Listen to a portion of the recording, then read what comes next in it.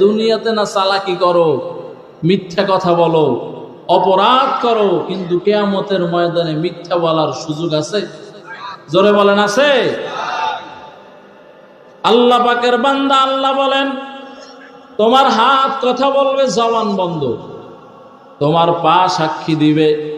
ওই দিন জবান দিয়ে আল্লাহর সামনে উল্টা পাল্টা বলতে পারবা না। দস্ত গোয়াত মঞ্চনি দোজ দিদাম লব্ব গোয়াদ মঞ্চনি পোসিদাম চশম গোয়াত চিদায় গমজাহারাম গোশ গোয়াদ চিদায় জমরুল কালাম। চোখ দিয়া যা করছো, চোখে আল্লাহর কাছে বলবে, আল্লাহ তুমি না আমারে বানাইছিলা, তুমি না আমারে দেখার শক্তি দিছিলা। এই নাফরমান এই চোখ দিয়া, এই তোমার দেওয়া চোখ দিয়া কোরআন দেখে নাই, মা বাবা দেখে নাই, আল্লাহ ওয়ালা দেখে নাই, মসজিদ দেখে নাই, মাদ্রাসা দেখে নাই। আল্লাহ এই নাফরমানারে ধরো, জাহান্নামে ফেলায়া দাও। মনে করছো কি চোখ দুনিয়ায় পাইছো এখানেই শেষ? নো, বহুত হিসাব বাকি হে, আরো অনেক হিসাব কি বাকি আছে। এই টাঙ্গাইলের মুসলমানেরা,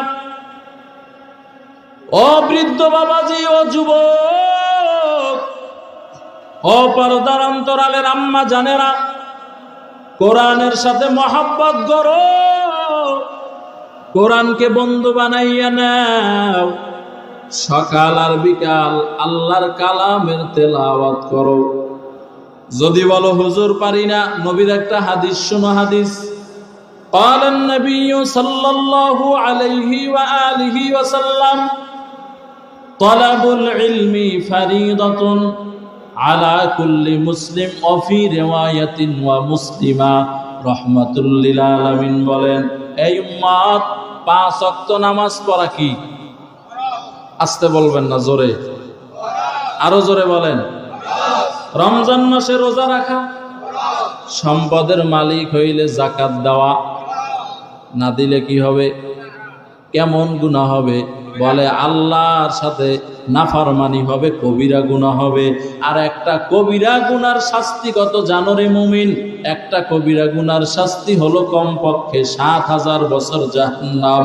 দুনিয়ার 7000 বছর না, দুনিয়ার হাজারে কিয়ামতের একদিন হবে। এই রকমের 7000 বছর এক গুনার জন্য জ্বলা লাগবে।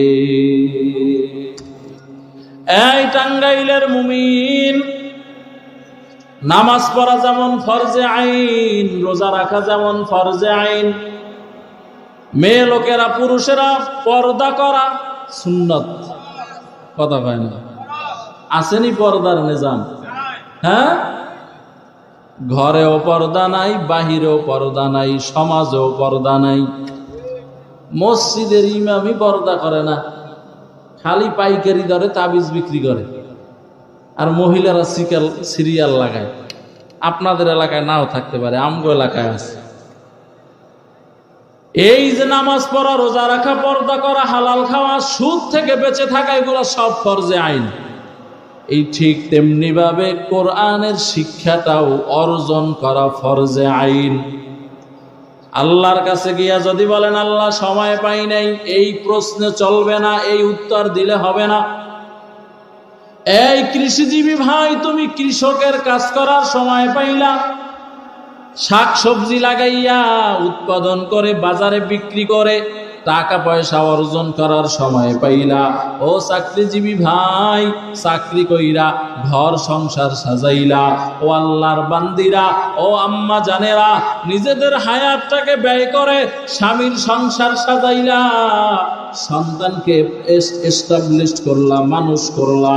ও আল্লাহর বান্দা, আল্লাহর কাছে গিয়ে যদি বলো আল্লাহ সময় পাই নাই, এই উত্তর আমার আল্লাহ বান্দা গ্রহণ করবেন না। এজন্য টাঙ্গাইলের মুমিন আল্লাহর গোলাম, নিজেরা কোরআন শিখো। কেমনে শিখবা? মসজিদের ইমাম সাহেবের কাছে দৈনিক আধা ঘন্টা সময় লাগাও। শিক্ষার কোনো বয়স নাই। আল মাহদি ইলাল্লাহদি, শিক্ষার বয়স হলো জন্ম থেকে মৃত্যু পর্যন্ত। শিক্ষার বয়স আছে? কথা বলেন, আসেনি? জিন্দেগি মে বন্দেগি তো কারনা হে, जिंदगी में बंदगी शर्मिंद है, जिंदगी में बंदगी शर्मिंद है। आए थे हम कुछ न कुछ खरीदने को, जैसे हो रोशन मेरे कल्बो रूहो, वरना कोई चारा दो जहां मैंने है, वरना कोई चारा दो जहां मैंने है। जिंदगी में बंदगी तो करना है, जिंदगी में बंदगी शर्मिंदा है, जिंदगी में बंदगी शर्मिंदा है। दुनिया में हो दुनिया का तलबगार ना हो, बाजार से गुजर हो खरीदार ना हो। ये दुनिया एक मिसल कागज फूल है, ये दुनिया एक मिसल कागज फूल है। जिंदगी में बंदगी तो करना है, जिंदगी में बंदगी शर्मिंदा है, जिंदगी में बंदगी शर्मिंदा है। আল্লাহর বান্দারা শিখবো তো কোরআন ইনশাআল্লাহ, জোরে বলে না। তাবলীগে যাবেন, তাবলীগে গিয়ে 1 চিল্লা বা 2 চিল্লা বা 3 চিল্লা দিবেন, ও আল্লাহর বান্দারা সূরা কেরাত বিশুদ্ধ হয়ে যাবে, তাশাহুদ বিশুদ্ধ হয়ে যাবে। আর সর্বশেষ মেসেজ হলো, ও যুবকেরা, ও বৃদ্ধ বাবাজিরা, ও পর্দার অন্তরালের আম্মা জানেরা, নিজের আওলাদ ফরজন্দ যারা আছে, ছেলে হোক মেয়ে হোক, নাতি হোক নাতনি হোক, নিজের আয়াতে যারা আছে, এদেরকে এই সমস্ত নুরানি মাদ্রাসায় পড়াইয়া আল্লাহর কালাম আগে বিশুদ্ধ বানায় না। কারণ একজন মুসলমান হইতে হইলে নুরানি শিক্ষার কোনো বিকল্প নাই। একজন আর নাকি জিজ্ঞাসা করছে, ভাই গোসলে কয় ফরজ? কয় গোসলে 3 ফরজ। কয় ফরজ? কয় কি কি? কয় লুঙ্গি, গামছা, বদনা। কি কয়? লুঙ্গি, গামছা? কয় এটা নাকি গোসলের ফরজ। মানে বদনা দিয়ে গোসল করবে, গামছা দিয়ে গা মুছবে, এরপরে লুঙ্গি পরবে। আসলে কি গোসলের ফরজ এইটা? কথা বলে না কেন? বহু মুসলমান আছে ওযুতে কয় ফরজ জানে না, কয় হাত ধোয়া, মুখ ধোয়া, চোখ ধোয়া, মাথা ধোয়া, পা ধোয়া। হইল? আর মেয়ে লোকেরা তো হার আগেই জানে না। আল্লাহর বান্দা, ও আম্মা জান, আপনার সন্তানটাকে মাদ্রাসায় ভর্তি করায় দেন। আমি বলি না সব আমার মতো হুজুর বানায় দেন, একবারও বলি নাই, সামনেও বলবো না। আপনার সন্তানটাকে মাদ্রাসায় ভর্তি করাইয়া, নুরানি মাদ্রাসায় যদি 4 বছর পরে পেলে নার্সারি, প্রথম, দ্বিতীয়, তৃতীয়, এই 4 বছরে একজন বান্দা, একটা ছোট বাচ্চা ইমানদার হইতে, মুমিন হইতে, মুসলমান হইতে যা লাগে, এই 4 বছরের সিলেবাসের মধ্যেই তা ঢুকানো আছে। ঠিক কিনা ধরে বলেন? আমি এখানে আসছিবার একজনে শোনাইলো মাদ্রাসায় নাকি 4 জন ছাত্র। ঠিক? এটা কি ঠিক নেই? হ্যাঁ, এত সুন্দর একটা ভবন, কি সুন্দর মসজিদ, কত সুন্দর একটা পরিবেশ। ও ভাই, যে এলাকায় মাদ্রাসা আছে ওই এলাকায় আল্লাহ পাকের রহমত আছে। কারণ তুমি আমি যখন আরামে ঘুমাই, ওই হেফজখানার ছোট ছোট বাচ্চারা বান্দা গভীর রাত্রে ঘুমায় না, ওই ঠান্ডার মধ্যে উইঠা, 3টা নাই 4টা নাই, ওই টাইমে উইঠা কত ছোট ছোট বাচ্চারা ঠান্ডা পানি দিয়ে ওযু বানাইয়া আল্লাহর কাছে তাহাজ্জুদের সিজদায় পড়ে কাঁদেন আর বলেন, আল্লাহ মোহাব্বত করে যেহেতু মাদ্রাসায় আনছো, ও আল্লাহ তুমি আমারে কোরআনের হাফেজ বানায় দাও। ও ভাই, এই জন্য যে এলাকায় মসজিদ আছে, যে এলাকায় মাদ্রাসা আছে, ও এলাকাবাসী ভাইরা, তোমাদেরকে পায়ে হাত দিয়ে বলে গেলাম, মাদ্রাসার খেদমত করিও। কেমনে খেদমত করবা? 1 নাম্বার, তোমার সন্তানটা মাদ্রাসায় পড়াইয়া 1 নাম্বার মাদ্রাসার খেদমত করবা। ও যুবক আল্লাহর গোলাম, আজকে দুনিয়ার লাইনে তাকাইয়া দেখো, যারা দুনিয়ার লাইনে লেখাপড়া করে 35 বছর 30 বছর পর্যন্ত কোনো চাকরি পায় না, পাইলেও ঘুষ দিতে হয়, আরো কত বিষয় সামনে আছে। এরপরে বান্দার লাইফ সেটিং করতে করতে হায়াত শেষ হয়ে যায়। আর একটা মাদ্রাসার ছাত্র হাফিজুল কোরআন, একজন আলেমে দ্বীন, লেখাপড়া শেষ, এরপরই বান্দা খেদমতের ব্যবস্থা হয়ে যায়। হয়তো মাদ্রাসায় পড়ায়, না হয় মসজিদে পড়ায়, না হয় আল্লাহর বান্দা ধর্মের ভিন্ন কোনো খেদমত করে।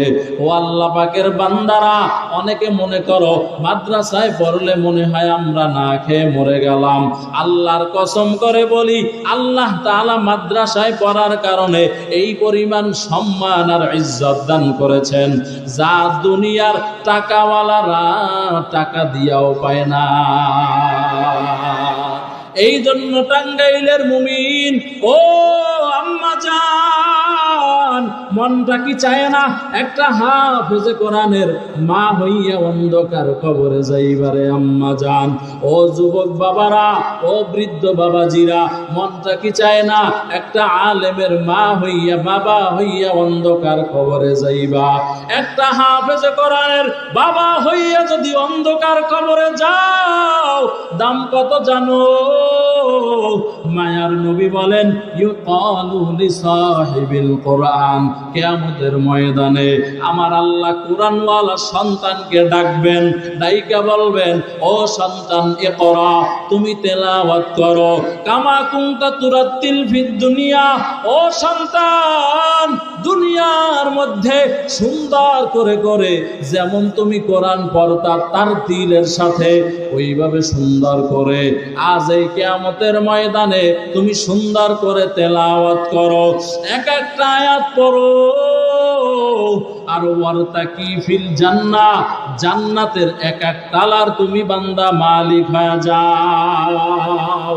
নবী আমার বলেন, শুধু তাই না, হাফেজে কোরআনদেরকে ডাইকা এই কোটি কোটি কোটি কোটি মিলিয়ন মানুষের মধ্যে আমার আল্লাহ তাআলা হাফিজুল কোরআন যারা, এদেরকে আল্লাহ ডাকবেন। ডাকার পরে আল্লাহ বলবেন, এই হাফেজে কোরআনের মা বাবারা কোথায়? এদেরকে কই, এদেরকে আনো। এই কোটি কোটি মানুষের মধ্যে আমার আল্লাহ তাআলা হাফেজে কোরআনের আব্বা জান, হাফেজে কোরআনের আম্মা জানদের মাথায় আমার আল্লাহ নূরের টুপি পরাইয়া দিবেন। আল্লাহু আকবার, জোরে বলেন। ও টাঙ্গাইলের মুমিন, ও পর্দার অন্তরালের আম্মা জানেরা, এজন্য সন্তান যখন পেটে আসে আম্মা জান দোয়া করো, কারণ মা বাবার দোয়া আমার আল্লাহ খালি ফিরাইয়া দেয় না। নবী আমার বলেন, যদি মা বাবা সন্তানের জন্য দোয়া করে, ওই দোয়া আমার আল্লাহ খালি ফিরাইয়া দেয় না। ও মুমিন আল্লাহর গোলাম, বুঝতে পারো মনে হয় ইমাম হুসাইন এই চেয়ারে নিজের যোগ্যতায় বসছে। আল্লাহর কসম করে বলি, ওরে বাবা না না, এই চেয়ারে নিজের ইলমের জোরে বসতে পারি নাই, আমলের জোরেও বসতে পারি নাই। আমি যখন ছাত্র জমানায় বাড়িতে যাইতাম, আলহামদুলিল্লাহ আমার আব্বা আম্মা দুজন এখনো বেঁচে আছে। আব্বা জানের বয়স প্রায় 100 বছর। আলহামদুলিল্লাহ এখনো আমার আব্বা জানের তাহাজ্জুদ কাজা নাই। আর যখন মোনাজাত ধরে, একা একা মোনাজাত ধরলেও দেখি চোখে পানি। মাঝে মধ্যে যখন আমি কোনো মাহফিলে নিয়ে যাই, মোনাজাত ধরলে আমি কাদার আগে আব্বা জান কেঁদে দেয়।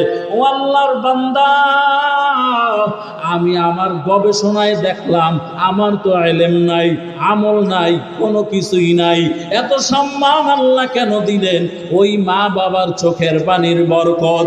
এই জন্য এখানে যারা মা বাবা আছেন, ও আম্মা জানেরা, যারা মহিলা প্যান্ডেলে আছো, তাহাজ্জুদের মুসাল্লা বিছাইয়া তোমার সন্তানের জন্য দোয়া করো। তুমি যদি তোমার সন্তানের জন্য দোয়া করো, আমি বলে গেলাম মা তোমার সন্তান বড় হবেই, কেউ ঠেকাতে পারবে না। বাইজিদ বোস্তামি রহমাতুল্লাহি আলাইহি তা তিনি এত সম্মান কেমনে অর্জন করেছেন? বলে তার মা একটা গ্লাস পানি আইনা যখন মায়ের সামনে দিল, আইসা দেখে মা ঘুমায় গেল। বেয়াদবি হবে এজন্য মাকে জাগায় নাই। মা যখন চোখটা খুললেন, সকালবেলা চোখ খুইলা দেখে বাইজিদ বোস্তামি ওই গভীর রাত্রে পানি চাইছিলাম, এখনো বাইজিদ পানি হাতে দাঁড়ায় রইছেন। এজন্য মার মনটা খুশি হয়ে গেল। মা তখন হাত উঁচু করে আল্লাহর কাছে দোয়া করলেন, ও দয়ার মালিক, আমার বাইজিদের তুমি সুলতানুল আরিফিন বানায় দাও, যার কারণে বাইজিদেরই নাম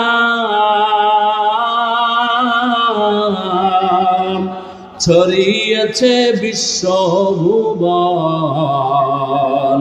ছোট্ট শিশু বাইজিদেরই মতো সবাই হও, ছোট্ট শিশু বাইজিদেরই মতো সবাই হও। মায়ের দোয়া লও হে মুমিন, মায়ের দোয়া লও, মায়ের দোয়া লও হে মুমিন, মায়ের দোয়া লও। বিপদে পড়বে না তুমি যখন যেথায় যাও, বিপদে পড়বে না তুমি যখন যেথায় যাও।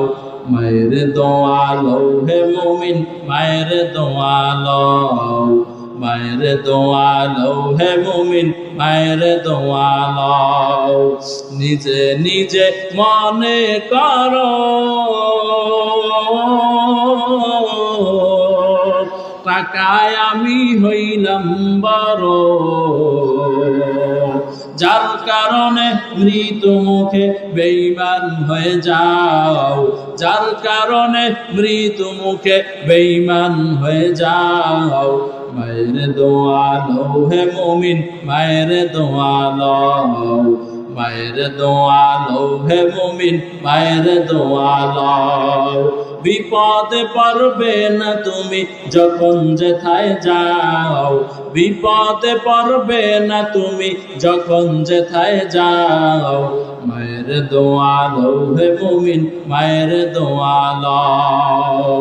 এ আল্লাহর বান্দারা, ও যুবক যারা মা বাবা পাইছো আর মা বাবার কাছ থেকে জান্নাত কিনে নিতে পারো নাই, ও বান্দা তোমার মতো হতভাগা কেউ নাই, তোমার মতো কপাল পোড়া কেউ নাই। ও আল্লাহর বান্দারা, ও আম্মা জানেরা, এই জন্য মাহফিল থেকে নিয়াত করে নাও, জীবনে আর গুনাহের কাজ করবা না, বেপরদায় চলবা না। ও আল্লাহর বান্দারা, ও যুবকেরা, আর চোখ দিয়া মোবাইলের গুনাহ করবা না। ও আল্লাহ পাকের বান্দা, আল্লাহ তাআলার পক্ষ থেকে আল্লাহ আমাদেরকে যেই আমানত দিয়েছেন, সন্তান আমাদের কাছে আমানত, এই সন্তানগুলাকে মাদ্রাসায় পড়াবা। ও যুবক, যুবক যারা মা বাবা পাইছো, মা বাবার খেদমত করবা, জবান দিয়া গালাগালি করবা না, অন্যায় কথা বলবা না, গুনাহের কাজ করবা না, আমার আল্লাহ তাআলার চোখ দিয়া নাফরমানি করবা না। 5 ওয়াক্ত নামাজ পড়বা, সুদের টাকা খাইবা না। ও আম্মা জানেরা, যারা মাহফিলে আসছেন, মাইকের আওয়াজ যত দূরে যায়, আম্মা জান নিয়াত করো আর বেপরদায় চলবা না। কারণ যেই নারী বেপরদায় চলে, ওই নারীর পেট থেকে কোনোদিন আল্লাহওয়ালা আসবে না, আলেম আসবে না, হাফেজে কোরআন আসবে না।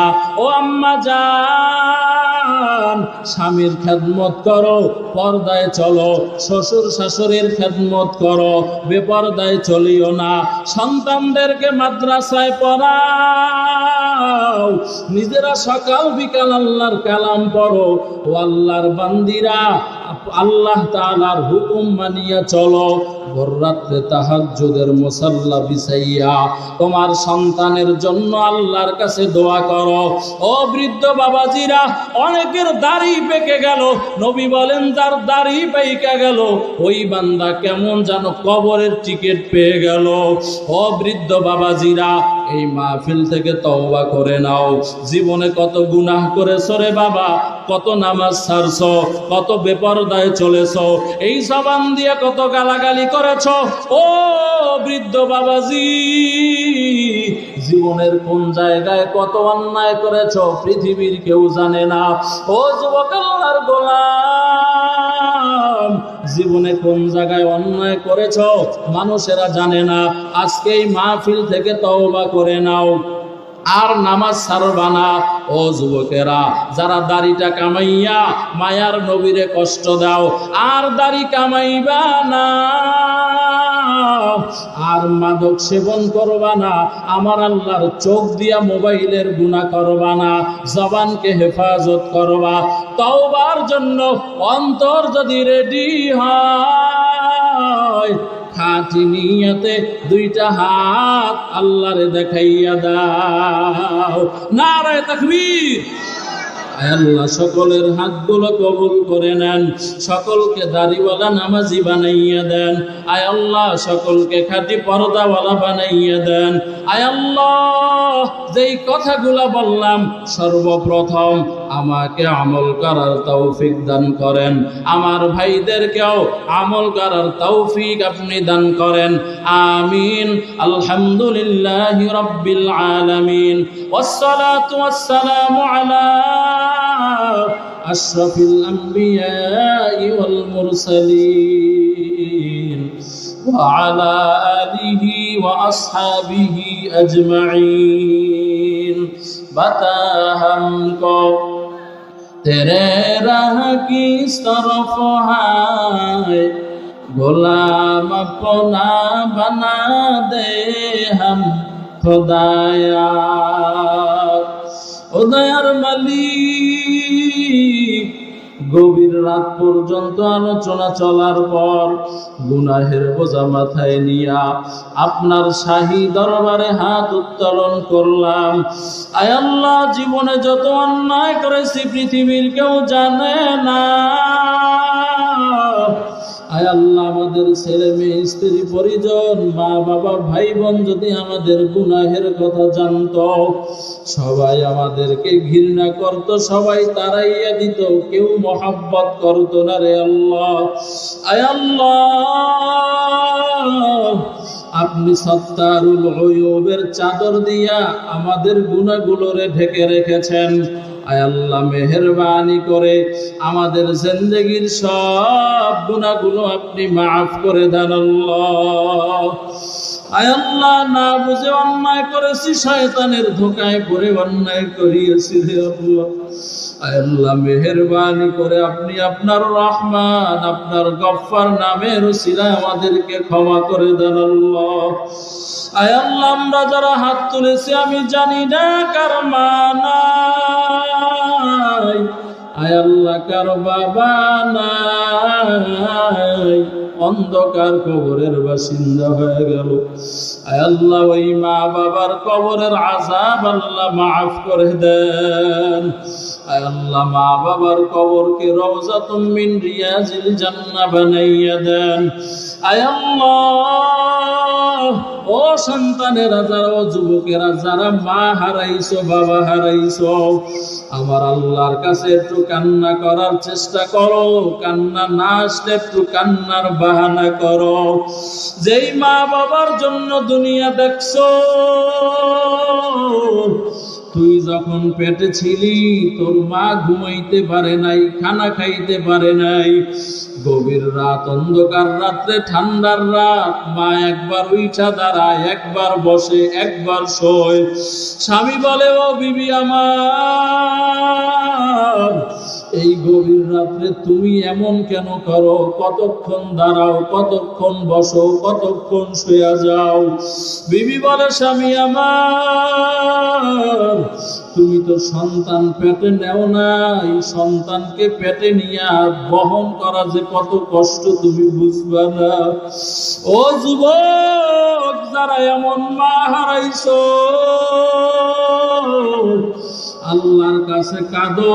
আল্লাহ তাআলাকে কেঁদে কেঁদে বলো, আল্লাহ আমার মা বাবারে কবরে কষ্ট দিও না। আয় আল্লাহ আমার মা বাবার কবরের আযাব আপনি মাফ করে দেন। আয় আল্লাহ মা বাবার কবরকে রওজাতুম মিন রিয়াজিল জান্নাহ বানায় দেন। রব্বির হামহুমা কামা রাব্বায়ানি সাগীরা। আয় আল্লাহ আমরা তো অন্ধকার কবর পথের যাত্রী, জানি না কোন দিন মালাকুল মউত অন্ধকার কবরে ধাক্কা দিয়ে ফালায়া দেয়।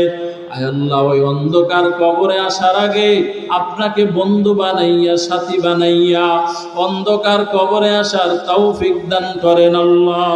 আয় আল্লাহ সুন্নাতওয়ালা জিন্দেগি দান করেন আল্লাহ।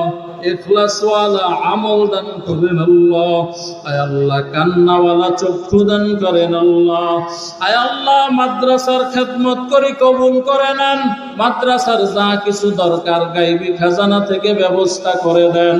আয় আল্লাহ যেই মাদ্রাসার উদ্যোগে মাহফিল, এই মাদ্রাসাকে কবুল করে নেন। আয় আল্লাহ ছাত্র ওস্তাদ মুহতামিমকে কবুল করে নেন। এলাকাবাসী কমিটি যারা দান সদকা করে, সহানুভূতি দেখায়, সবার আপনার সবাইকে আপনি কবুল ও মঞ্জুর করে নেন। আয় আল্লাহ মাহফিলকে কবুল করে নেন। আয় আল্লাহ মাদ্রাসার যত জরুরত আছে আপনার গায়বী খাজানা থেকে ব্যবস্থা করে দেন। আয় আল্লাহ মাহফিল উপলক্ষে কত ভাইরা দোয়া চেয়েছেন, যে যে উদ্দেশ্যে দোয়া চেয়েছেন মাকসুদে হাসানাকে পূরণ করে দেন। আয় আল্লাহ যারা অসুস্থ, সুস্থতার নিয়ামত দান করেন, শেফায়ে আজেলা দায়েমা মুস্তামেলা নসিব দান করেন আল্লাহ। আয় আল্লাহ চলার পথে সমস্ত ধরনের বিপদ আপদ, বালা মুসিবত, অ্যাক্সিডেন্ট থেকে কুদরতের হাতে হেফাজত করেন। আয় আল্লাহ হার লাইনের খেদমতকে মাকবুলিয়াতের সাথে জারি রাখেন আল্লাহ। এলেমে আমলে, হেলেমে হিকমতে বরকত দান করেন। কণ্ঠের ভিতরে রুহানিয়ত দান করেন, স্পষ্টতা বাড়ায় দেন। আয় আল্লাহ ইজ্জতের সাথে সারা পৃথিবীতে খেদমতের জন্য কবুল করে নেন। সাল্লাল্লাহু তাআলা আলা খায়রি খালকিহি মুহাম্মাদ ওয়া আলিহি ওয়া আসহাবিহি আজমাইন। আমিন আমিন আমিন। আলহামদুলিল্লাহি রাব্বিল আলামিন। আমার জন্য দোয়া করবেন, আমিও আপনাদের জন্য দোয়া